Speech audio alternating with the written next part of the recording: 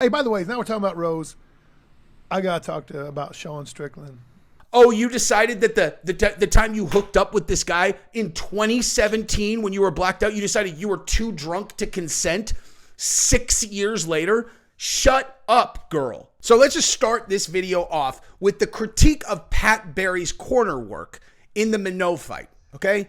Because I heard people all over the place online saying, did you see how Pat Barry treated Rose when she came out in between the first and the second with her finger all messed up? He said, you don't need a finger, you need to get close. And I was like, right. He's just completely disregarding his fighter's health. Jeez. And then Rose came out after the fight and she was like, okay, so everybody's just going to, shish kebab on Pat no matter what. Because they're saying that Trevor Whitman wasn't in my corner. The entire reason that was the case is because Gaethje was in the middle of the BMF camp when we started training and we didn't want to disrupt them. That's the only reason he wasn't there. But why, no, I've now just realized, no matter what Pat does, they're just going to attack him. So Rose is now publicly acknowledging that Pat can do no right. People have no idea what they're talking about. Pat has been her head coach since before the second Andrade fight, which I'll talk about later in the video. But we're going to start with the critique about his corner work because, oh my gosh, so he disregarded her concern about her broken pinky? Oh my God, what a terrible coach, man. He probably should have thrown in the towel over a broken pinky. I'll tell you what, anyone who said that, why don't you just plaster on the top of your Twitter, no one who is a fighter or has any credibility in the fight game is ever going to listen to me ever again, because anyone who's ever fought in the UFC is going to look at your take and be all, oh, what should he have done, dude? Been like, oh my God, are you okay, Gross?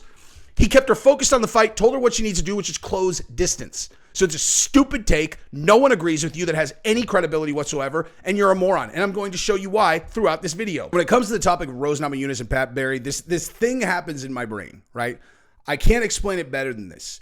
I can have a million data inputs that are in my brain that culminate in a very well thought out and structured opinion. But then if someone challenges that opinion in a way that I get emotional about, something that aggravates me, it is nearly impossible for me to structure my argument in a way that is digestible rather than me just calling people stupid. It just is what it is, man. I'm not saying this is a good thing. It is a fault of mine. And when it comes to this Pat and Rose thing, I have taken the time to actually itemize all of this out. Now, first of all, I just want to say this. I understand why people have tied themselves to this grooming idea. Pat Barry groomed Rose. I get it, dude. Because if you take this single data point, which is Pat started coaching Rose when she was 14 years old, and he said, oh my gosh, it was love at first sight, then yeah, of course, that sounds like something that a creep groomer would say. But what you have to understand is that what if that's not true? Okay, what if some part of that story is not true? As an example, the most important part being that Rose met him when she was 14 and he said, wow, it's love at first sight. What if that's completely wrong? What if that is an outright misquote? Matt Mitrione, who was a guy at that gym, has come out and overtly said, he's like, that story's wrong. Hey, by the way, now we're talking about Rose. I got to talk about Sean Strickland. I'm really salty. Sean, I don't know who you are. And to be honest with you, I don't even think I've ever watched you fight. But I'm going to be really honest with you. You're talking about some shit you don't know what you're talking about. With this whole thing about Pat Barry and Rose, and you're trying to call Pat a predator and blah, blah, blah. I was there. I was at Duke Rufus's gym when Rose was 17 years old. I was there on her 18th birthday. I was there for the conversation that Rose had with me. It was like, hey, how do you think Pat feels about this situation? I'm turning 18 tomorrow, and I want to ask him to date. She's like, I love who he is. I love his energy. I love how excited he is. I think he's a great human being. And Rose knew from the jump, that Pat was going to be somebody that was in her life forever and ever. So for you to run your mouth talking about whatever kind of bullshit you're talking about, calling my good buddy Pat a predator when you don't know what the fuck you're talking about, that really kind of bothers me a little bit. All right, so that's base level. Like I said, I don't believe that the story's true, okay? So when people are like, oh, so you support grooming? I'm like, no, I don't believe that story. I believe Matt Mitrione. I believe Rose, and I believe Pat, because those are the real people. The evidence to the contrary is non-existent. The guy who said it was misquoting them. And they're like, yeah, that's not what we said. Why would I not believe them? And the other thing too, when people break my balls about this, they're all, don't you remember? You said to Gabrielle that if you met her when she was 15, you'd have dated her. I was like, Yeah, it's a joke. Obviously. If I met her when she was 15, if I was whatever, of course I wouldn't have dated her. What are you talking about? I'm talking to my wife of 15 years. It's a joke. Obviously. Okay? So that's baseline. Here's the other part. I want you to watch this clip because this is them at home, okay? A long time ago. Looks like when they were probably like first together and first living together. Watch this. You tell me, does this look like an abusive relationship? Does this look like Rose is an abused spouse in this video? Watch this. It'll never be the same if you're not here. How can we day away? Hey, morning time. There's magic everywhere, and with all this romantic atmosphere, disasters in the air. You love this. Can you feel the love tonight? The peace the evening brings. Time for a baby.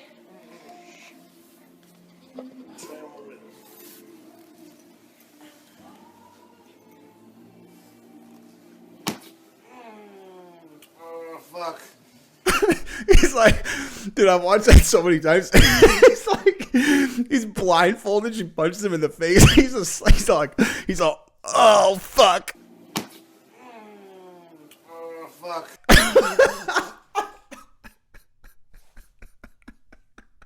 And then she shuffles off, dude. Oh, fuck. Oh, fuck. So here's another factor about the Pat Rose thing that I just can't let go because people keep acting like Pat Barry in Rose's corner is equivalent to like Josh Fabia in Diego Sanchez's. Good range.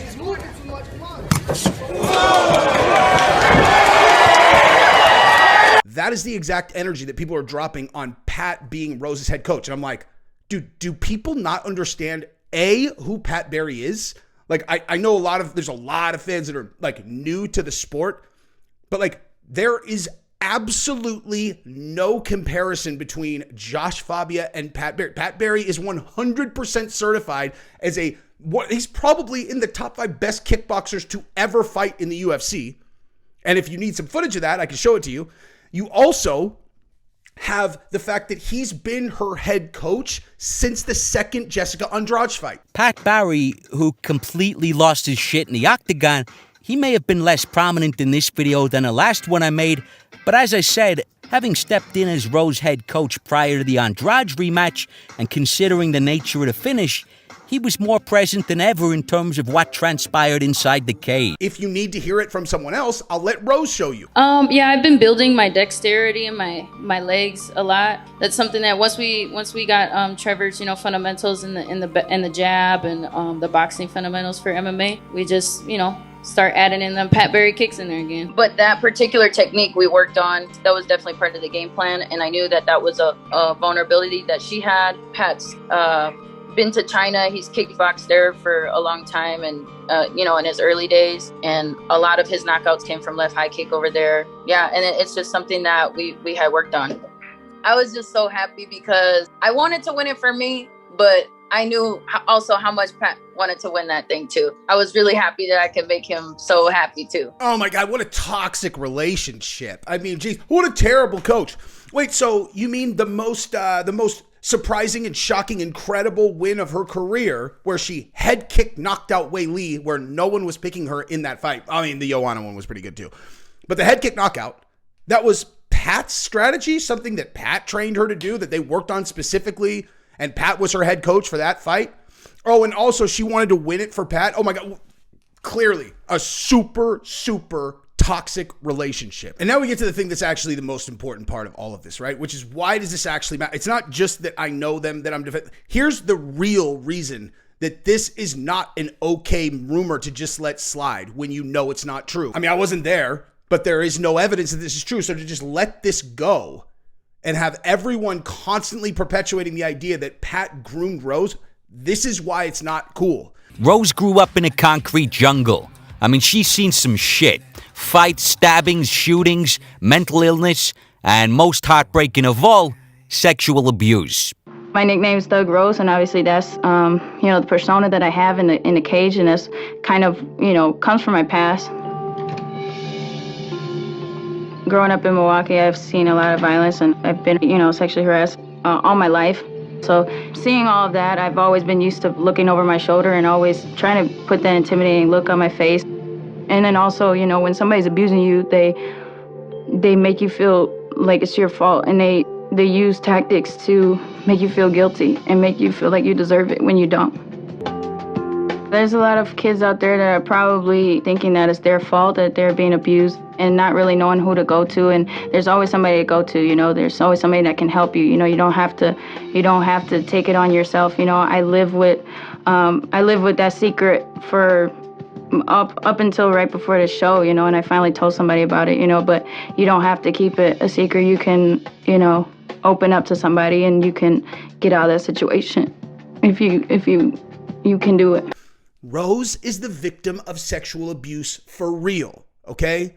That is a fact. She has come out and discussed that. She used to feel comfortable coming out and being an advocate against abuse against children because she was the victim of that.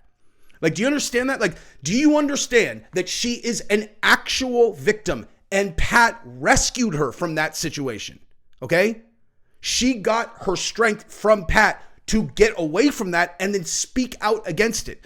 And so when people are going and constantly attacking Pat and calling him a groomer, you want to know what happens is Rose doesn't talk about this anymore. She doesn't go public and ever talk about this anymore because she feels like it's going to lead to Pat getting attacked, her dude. So everyone who refuses to listen and actually look at this, actually look at the evidence, which I'm going to put in this video, just look at the evidence and listen. What you're actually doing is you're hurting real abused women, dude. Because Rose was an advocate for them who was trying to inspire people to feel comfortable talking about it and getting out of those situations. And you guys have attacked her to a point where she's gone back into a cocoon and won't talk about it anymore. So if you're going to do that, you better be fucking sure that it's true, right? Because if you're doing that and this whole story is not true, then who's the bad guy? If you refuse to listen. Now listen, like I said, if you think that, if you really believe that he started dating when she's 14 or started grooming when she's 14, of course. But if it's potentially not true, you need to at least listen. And then if you still, after it's basically proven to not be true, still want to turn it into a meme online and take an abused girl who has empowered herself out of there and put her back into a cocoon, you're the fucking bad guy. You know what? It just gives me more of a reason to work hard to fight those negative voices, because I know there's a lot of people out there that, they might listen to what other people think, let that get them down. And so I'm really trying to be an inspiration for people that to prove to themselves and maybe to others that, you can do stuff maybe that you wouldn't even think you could. Like, one of the reasons that Rose has always been my favorite is I feel like I understand her. I really genuinely feel like I understand her. And she's a sensitive girl, man. Like, listen to this story. This is the story from when Connor attacked the bus. Connor attacked the bus and then she wigged out, right? Like she completely wigged out after the bus incident. And people were like, oh my God, Rose is complaining about blah, blah, blah. And it's like, dude, this is not based on nothing. This is based on her childhood. Like, she had a really, really rough upbringing. She's a tiny little girl, I know people think of these, it's like, oh, well, now she's a tough, okay, yeah, but what was she when she was 10? You know what I mean? And listen to Trevor Whitman talk about what it was like for Rose after the bus incident with Connor, okay? The stimulus, this shit matters in her life. So she goes online and everyone's calling Pat an abuser. And then she goes out and she's like, this story's not true. Pat's like, this story's not true. And everyone attacks anyway. Just listen to this story about her on the bus and then consider what your effect on her is if you're perpetuating this story. I was super shell-shocked from that. I was so tense that when Trevor was taping my hands, I was clenching my fists super tight. I turned over my hand and it's just my hands was bleeding. That is crazy. And Rose comes from an abusive background. And that type of scenario, the one thing is I feel like Rose is one of the most mentally strong people I've ever worked with. But she's also true to her senses and what she's feeling. That's why I enjoy coaching her. And she fears fighting more than anybody. She cries the day we're fighting. When we're about to walk out, she deals with this. But the way she faces it when she's in the moment, she's wonderful. But the hard part with her is she's always eating herself up mentally. And that's, I think right now she's dealing with that. And a lot of people laugh at it and say, oh, it's just this, it's just that. I mean, all I can say is you can't really say how it was unless you were there. So that's it. I mean, listen, dude, if you want to still be on the bandwagon because you think it's funny, right? Like you think this shit's funny, just know that your humor is coming at the expense of an actual abused girl who you are abusing by perpetuating this story, okay? It's as simple as that. If you don't care, you don't care. But if you still believe that this story is true, put in the comments why. Why? What reason do you have to believe that story is true when it's based on literally nothing? There is nothing except for one quote in a single article where he was quoting Rose and Pat, and they immediately were like, this is not what we said. You think that journalists don't misquote people? You think some stupid fuck MMA journalist is incapable of misquoting someone? Give me a fucking break, dude. Now you guys have all the faith in the world in the media? Get the fuck out of here, okay? Like, no, now the media is bulletproof. This one fucking journalist is the messiah of fucking journalism. Okay, we don't believe anything in the media ever except this one story that's based on no evidence. Not one person has validated this. It's just this one fucking quote. And now this is the most bulletproof, credible source of info ever. Get the fuck out of here. Okay, and here's the other thing. This is what I've noticed, dude. I've noticed this lately, okay? If you see an actual racist being racist, what do you think of that person, right? Like, seriously, what do you think of that? They're a fucking piece of shit. You'll be like, whoa, pal. You better fucking scale that shit back, motherfucker. Right? Some being just a stone race, or a person who is actually sexually harassing a girl, right? And you're like, hey, guy, I have an idea. How about you take 3 steps back before I break your fucking arm? How about that, guy? How about if the next time you think about saying a thing like that to a girl, you imagine that I am within earshot? Because if that happens, I'm going to break your fucking neck and I'm going to smash your face into the pavement. How about that? Okay, guy? How about that? Then you get into the people online that we all hate more than anyone on earth. The Me Too, oh my God, he sexually harassed me because he told me that my fucking dress is pretty. And we're like, shut the fuck up, okay? You just ruined that guy's life because he told you that your dress is pretty? Oh, you decided that the time you hooked up with this guy in 2017 when you were blacked out, you decided you were too drunk to consent 6 years later? Shut up, girl, okay? Shut up. You're not calling out. You're not doing anything here. You're only hurting people, okay? Like, that's all you're actually doing. So my point is, all these BLM people that are, oh my God, the police did blah, blah, blah. We're going to burn down the city. And you're like, shut up. Shut the fuck up, BLM people. Okay? This guy pulled a gun on a cop and the cop shot him. He should have thrown a fucking screwdriver. He should have just thrown a screwdriver at him. He could have just made it, he could have nullified the threat that way, not shot the guy. Shut up, BLM. Okay?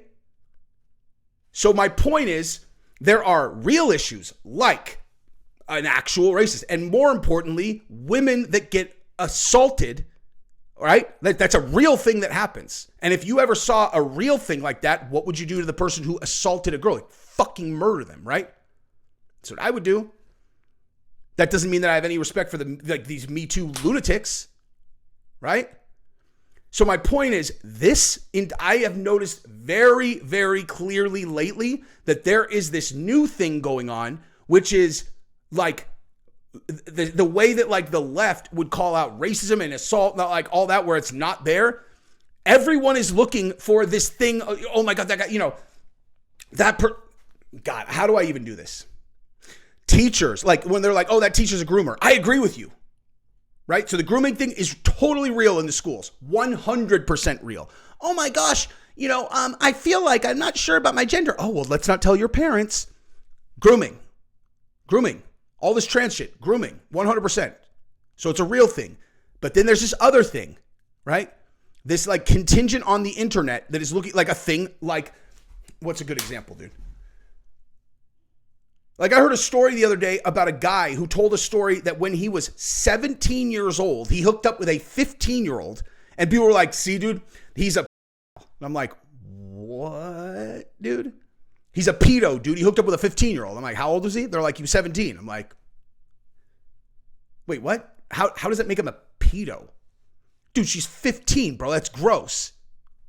He's 17. He's a junior in high school. She's like a sophomore or a senior and a sophomore. Like, what are you talking about? And there's like all these guys, they agree with that. And you're like, okay, guys, scale it back, dude, okay? Not everyone is a predator, okay? Like not there's more than just like you find like one detail. It's literally the same exact thing as when like a black person comes up to the table or goes up to the thing at Chipotle and they're like, can I have a free burrito? They're all, no, you can't have a free burrito. They're all racism because you wouldn't give a burrito to a black person. You're like, that's not racism, you fucking idiot. Okay? And so like this guy, this guy he hooked up with a 15-year-old. You're all, and when he was how old? They're all 17. They're all, he's a pedo. No, he's not. Idiot. Shut the fuck up. Okay? So stop looking for reasons to jump on this bandwagon because Pat is not a groomer. He has no history of predation. He rescued her from one. Shut up with that shit. That's it.